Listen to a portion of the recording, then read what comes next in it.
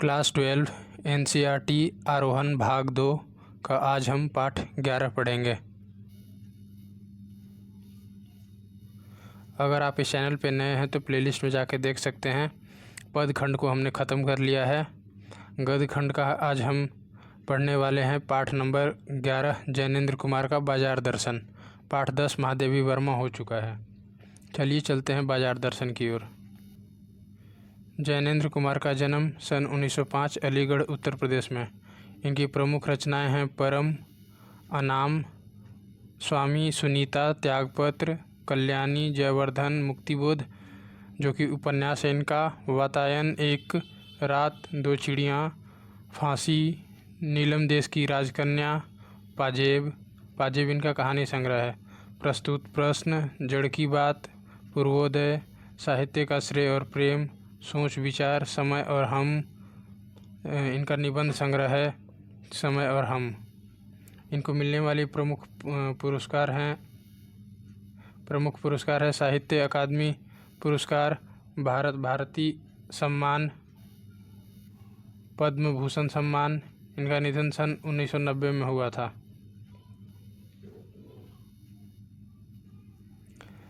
हिंदी में प्रेमचंद के बाद सबसे महत्वपूर्ण कथाकार के रूप में प्रतिष्ठित जैनेन्द्र कुमार का अवदान बहुत व्यापक और वैविध्यपूर्ण है।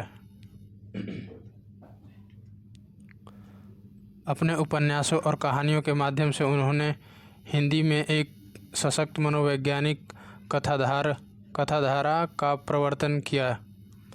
परख और सुनीता के बाद 1937 में प्रकाशित त्यागपत्र ने इन्हें मनोवैज्ञानिक उपन्यासकार के रूप में प्रभुत्व प्रतिष्ठा दिलाई।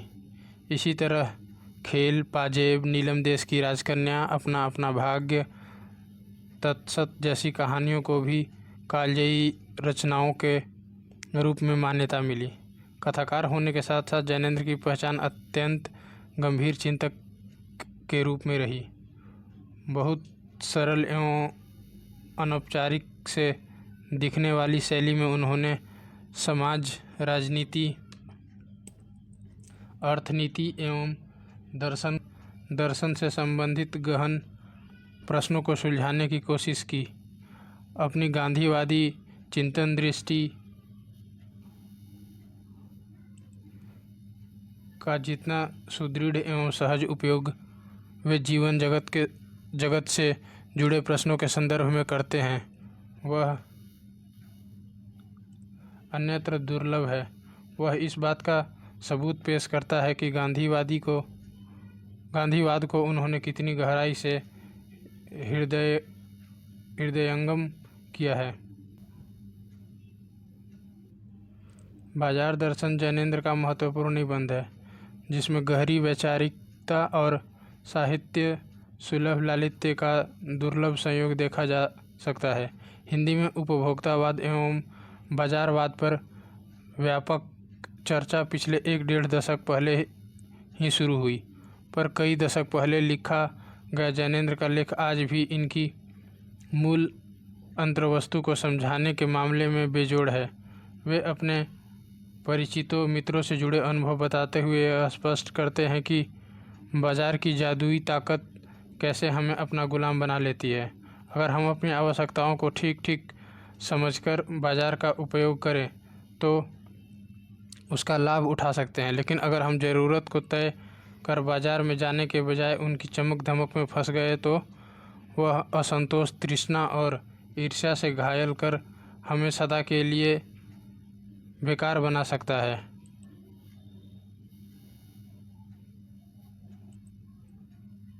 इस मूल भाव को जैनेन्द्र कुमार ने भांति से समझाने की कोशिश की, कहीं दार्शनिक अंदाज में तो कहीं किस्सागो की तरह। इसी क्रम में केवल बाजार का पोषण करने वाले अर्थशास्त्र को उन्होंने अनीति शास्त्र बताया है। बाजार दर्शन जो जैनेन्द्र द्वारा रचित एक निबंध है, सारांश को देखते हैं। बाजार दर्शन जैनेन्द्र कुमार का एक विचार प्रधान निबंध है, जिसमें वे बाजार के सही उपयोग पर दार्शनिक चिंतन प्रस्तुत करते हैं। यह सारांश पाठ के मुख्य बिंदुओं को समझने में आपकी मदद करेगा। बाजार का जादू और परचेजिंग पावर। लेखक अपने एक मित्र का उदाहरण देते हैं जो अपनी पत्नी के साथ बाजार से मामूली चीज़ लेने गए थे, लेकिन लौटे तो बंडलों में सामान लेकर आए। मित्र ने इसका दोष अपनी पत्नी पर डाला, लेकिन लेखक मानते हैं कि इसके मूल में पैसे की गर्मी यानी परचेजिंग पावर है। लोग इस पावर को दिखाने के लिए ही फालतू चीज़ें खरीदते हैं, भले ही बाद में उन्हें पता चलता है कि यह सामान आराम कम और खलल ज़्यादा डालता है। बाजार का आमंत्रण और खाली मन। लेखक कहते हैं कि बाजार में एक जादू है जो रूप का जादू है और आँखों के रास्ते काम करता है। यह जादू तब असर करता है जब जेब भरी हो और मन खाली हो। मन खाली होने का अर्थ है जब हमें यह पता नहीं होता कि हमें क्या चाहिए। ऐसे में बाजार का मुख्य आमंत्रण हमें फंसा लेता है और हम असंतोष, तृष्णा और ईर्ष्या से घायल हो जाते हैं। लेखक अपने दूसरे मित्र का उदाहरण देते हैं जो बाजार गए और शाम को खाली हाथ लौट आए। पूछने पर बताया कि बाजार में सब कुछ लेने का मन था, इसलिए कुछ भी न ले पाए, क्योंकि कुछ लेने का मतलब था से सब कुछ को छोड़ देना। भगत जी का संतोष, बाजार की सार्थकता। लेखक बाजार के जादू से बचने का उपाय बताते हैं।